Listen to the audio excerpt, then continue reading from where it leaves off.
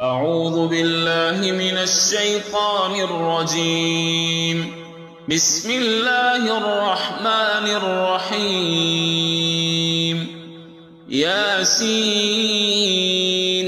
والقرآن الحكيم إنك لمن المرسلين على صراط مستقيم تنزيل العزيز الرحيم لتنذر قوما ما أنذر آباؤهم فهم غافلون لقد حق القول على أكثرهم فهم لا يؤمنون إنا جعلنا في أعناقهم أغلالا فهي إلى الأذقان فهم مقمحون وجعلنا من بين أيديهم سدا ومن خلفهم سدا فأغشيناهم فهم لا يبصرون وسواء عليهم أأنذرتهم أم لم تنذرهم لا يؤمنون إنما تنذر من اتبع الذكر وخشي الرحمن بالغيب فبشره بمغفرة وأجر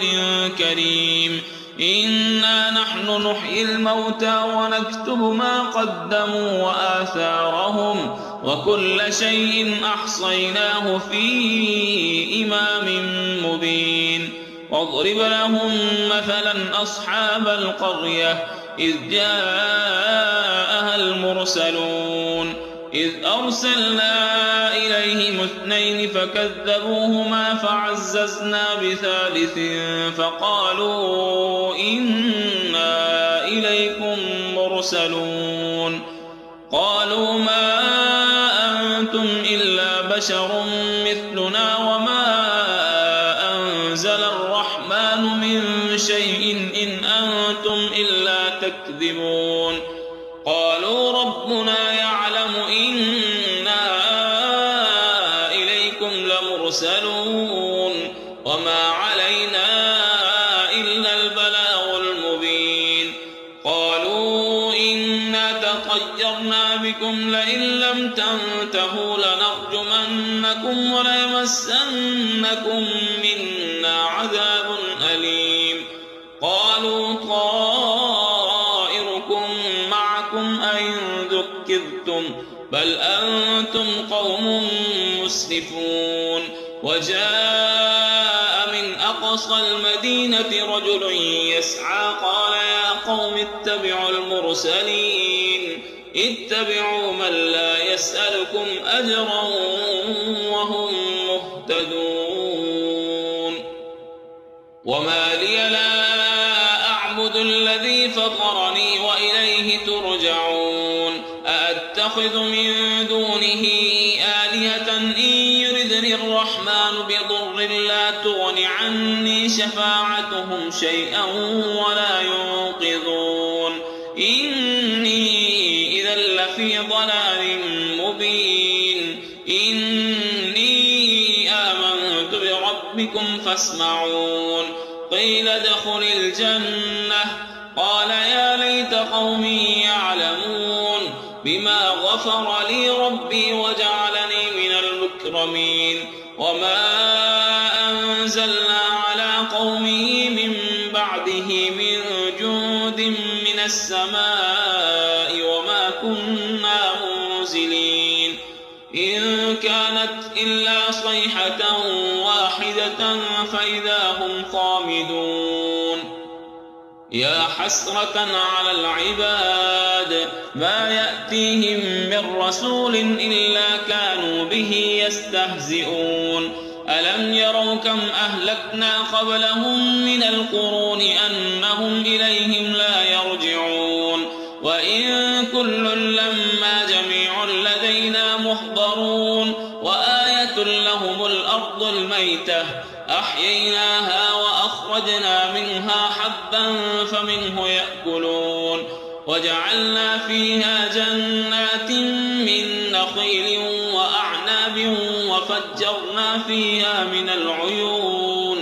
ليأكلوا من ثمره وما عملته أيديهم أفلا يشكرون سبحان الذي خلق الأزواج كلها مما تنبت الأرض ومن أنفسهم ومما لا يعلمون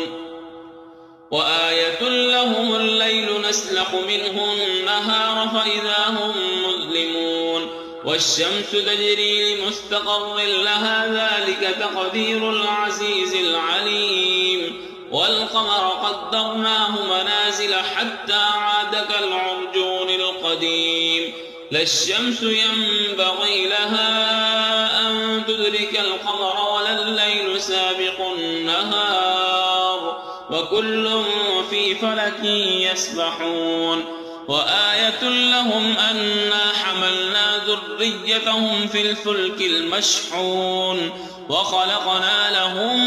من مثله ما يركبون وإن نشأ نغرقهم فلا صريخ لهم ولا هم ينقذون إلا رحمة منا ومتاعا إلى حين وإذا قيل لهم اتقوا ما بين أيديكم وما خلفكم لعلكم ترحمون وما تأتيهم من آية من آيات ربهم إلا كانوا عنها معرضين وإذا قيل لهم أنفقوا مما رزقكم الله قال الذين كفروا للذين آمنوا أنطعم من لو يشاء الله أطعمه إن أنتم إلا في ضلال مبين ويقولون متى هذا الوعد إن كنتم صادقين ما ينظرون إلا صيحة واحدة تأخذهم وهم يخصمون فلا يستطيعون توصية ولا إلى أهلهم يرجعون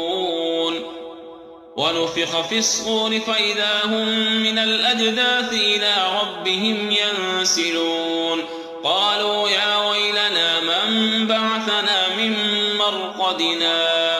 هذا ما وعد الرحمن وصدق المرسلون إن كانت إلا صيحة واحدة فإذا هم جميع لدينا محضرون فاليوم لا تظلم نفس شيئا ولا تجزون إلا ما كنتم تعملون إن أصحاب الجنة اليوم في شغل فاكهون هم وأزواجهم في ظلال على الأرائك متكئون لهم فيها فاكهة ولهم ما يدعون سلام قولا من رب رحيم وامتازوا اليوم أيها المجرمون ألم أعهد إليكم يا بني آدم ألا تعبدوا الشيطان إنه لكم عدو مبين وأن اعبدوني هذا صراط مستقيم ولقد أضل منكم جبلا كثيرا أفلم تكونوا تعقلون هذه جهنم التي كنتم توعدون اصلوها اليوم بما كنتم تكفرون اليوم نختم على أفواههم وتكلمنا أيديهم وتشهد أرجلهم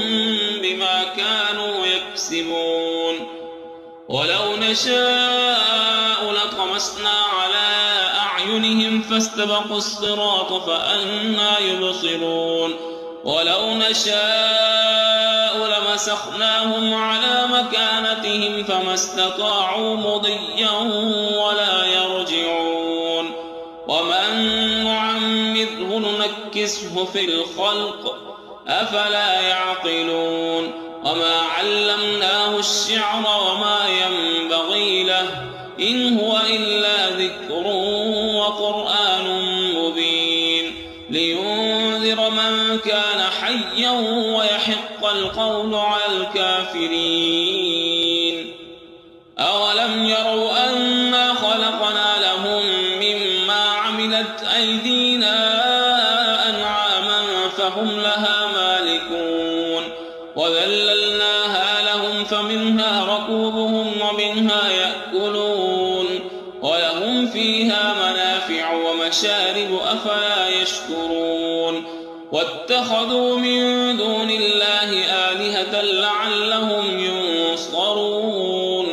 لا يستطيعون نصرهم وهم لهم جند محضرون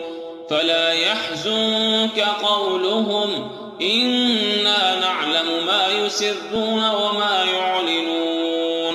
أولم ير الإنسان أنا خلقناه من نطفة فإذا هو خصيم مبين وضرب لنا مثلا ونسي خلقه قال من يحيي العظام وهي رميم قل يحييها الذي أنشأها أول مرة وهو بكل خلق عليم الذي جعل لكم من الشجر الأخضر نارا فإذا أنتم منه توقدون أوليس الذي خلق السماوات والأرض بقادر على أن يخلق مثلهم بلى وهو الخلاق العليم إنما أمره إذا أراد شيئا أن يقول له كن فيكون فسبحان الذي بيده ملكوت كل شيء وإليه ترجعون أعوذ بالله من الشيطان الرجيم بسم الله الرحمن الرحيم الرحمن علم القرآن خلق الإنسان علمه البيان الشمس والقمر بحسبان والنجم والشجر يسجدان والسماء رفعها ووضع الميزان ألا تطغوا في الميزان وأقيموا الوزن بالقسط ولا تخسروا الميزان والأرض وضعها للأنام فيها فاكهة والنخل ذات الأكمام والحب ذو العصف والريحان فبأي آلاء ربكما تكذبان خلق الإنسان من صلصال كالفخار وخلق الجان من مارج من نار فبأي آلاء ربكما تكذبان رب المشرقين ورب المغربين فبأي آلاء ربكما تكذبان مرج البحرين يلتقيان بينهما برزخ لا يبغيان فبأي آلاء ربكما تكذبان يخرج منهما اللؤلؤ والمرجان فبأي آلاء ربكما تكذبان وله الجوار المنشآت في البحر كالأعلام فبأي آلاء ربكما تكذبان كل من عليها فان ويبقى وجه ربك ذو الجلال والإكرام فبأي آلاء ربكما تكذبان يسأله من في السماوات والأرض كل يوم هو في شأن فبأي آلاء ربكما تكذبان سنفرغ لكم أيها أيها الثقلان فبأي آلاء ربكما تكذبان يا معشر الجن والإنس إن استطعتم أن تنفذوا من أقطار السماوات والأرض فانفذوا لا تنفذون إلا بسلطان فبأي آلاء ربكما تكذبان يرسل عليكما شواظ من نار ونحاس فلا تنتصران فبأي آلاء ربكما تكذبان فإذا انشقت السماء فكانت وردة كالدهان فبأي آلاء ربكما تكذبان فيومئذ لا يسأل عن ذنبه إنس ولا جان فبأي آلاء ربكما تكذبان يعرف المجرمون بسيماهم فيؤخذ بالنواصي والأقدام فبأي آلاء ربكما تكذبان هذه جهنم التي يكذب بها المجرمون يطوفون بينها وبين حميم آن فبأي آلاء ربكما تكذبان ولمن خاف مقام ربه جنتان فبأي آلاء ربكما تكذبان ذواتا أفنان فبأي آلاء ربكما تكذبان فيهما عينان تجريان فبأي آلاء ربكما تكذبان فيهما من كل فاكهة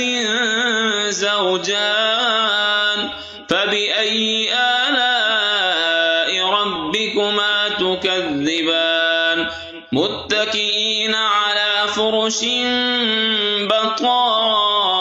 بطائنها من استبرق وجنى الجنتين دان فبأي آلاء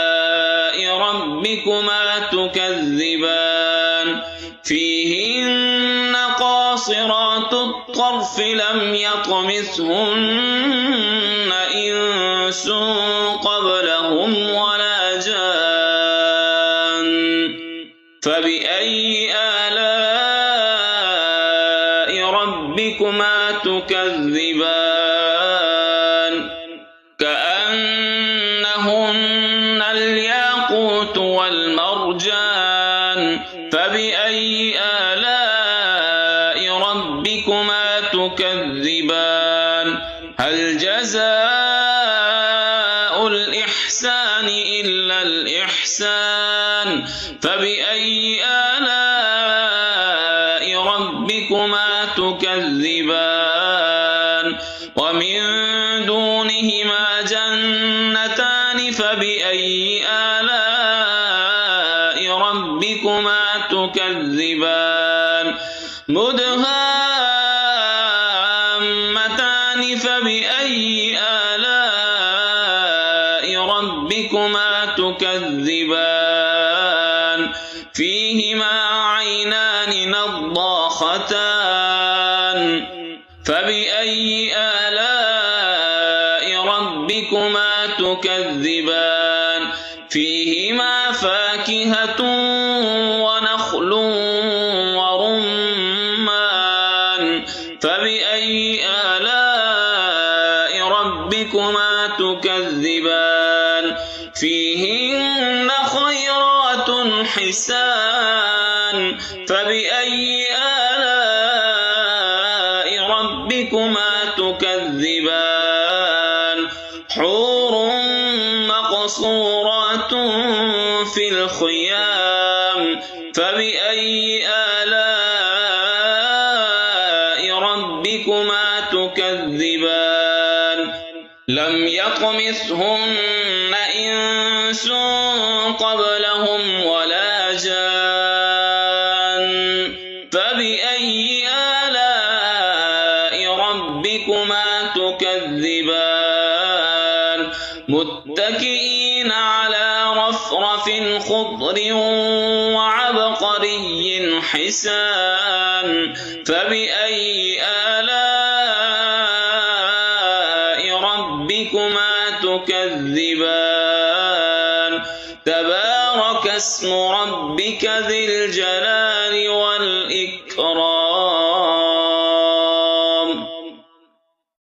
أعوذ بالله من الشيطان الرجيم بسم الله الرحمن الرحيم تبارك الذي بيده الملك وهو على كل شيء قدير الذي خلق الموت والحياة ليبلوكم أيكم أحسن عملا وهو العزيز الغفور الذي خلق 7 سماوات طباقا ما ترى في خلق الرحمن من تفاوت فارجع البصر هل ترى من فطور ثم ارجع البصر كرتين ينقلب إليك البصر خاسئا وهو حسير ولقد زينا السماء الدنيا بمصابيح وجعلناها رجوما للشياطين وأعتدنا لهم عذاب السعير وللذين كفروا بربهم عذاب جهنم وبئس المصير إذا ألقوا فيها سمعوا لها شهيقا وهي تفور تكاد تميز من الغيظ كلما ألقي فيها فوج سألهم خزنتها ألم يأتكم نذير قالوا بلى قد جاءنا نذير فكذبنا وقلنا ما نزل الله من شيء إن أنتم إلا في ضلال كبير وقالوا لو كنا نسمع أو نعقل ما كنا في أصحاب السعير فاعترفوا بذنبهم فسحقا لأصحاب السعير إن الذين يخشون ربهم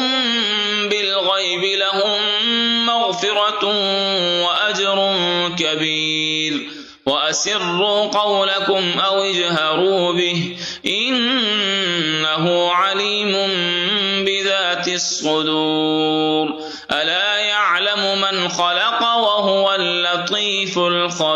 الخبير هو الذي جعل لكم الأرض ذلولا فامشوا في مناكبها وكلوا من رزقه وإليه النشور أأمنتم من في السماء أن يخسف بكم الأرض فإذا هي تمور أم أمنتم من في السماء أن يرسل عليكم حاصبا فستعلمون كيف نذير ولقد كذب الذين من قبلهم فكيف كان نكير أولم يروا إلى الطير فوقهم صافات ويقبضن ما يمسكهن إلا الرحمن إنه بكل شيء بصير أمن هذا الذي هو جند لكم ينصركم من دون الرحمن إن الكافرون إلا في غرور أمن هذا الذي يرزقكم إن أمسك رزقه بل لجوا في عتو ونفور أفمن يمشي مكبا على وجهه أهدى أمن يمشي سويا على صراط مستقيم قل هو الذي أنشأكم وجعل لكم السمع والأبصار والأفئدة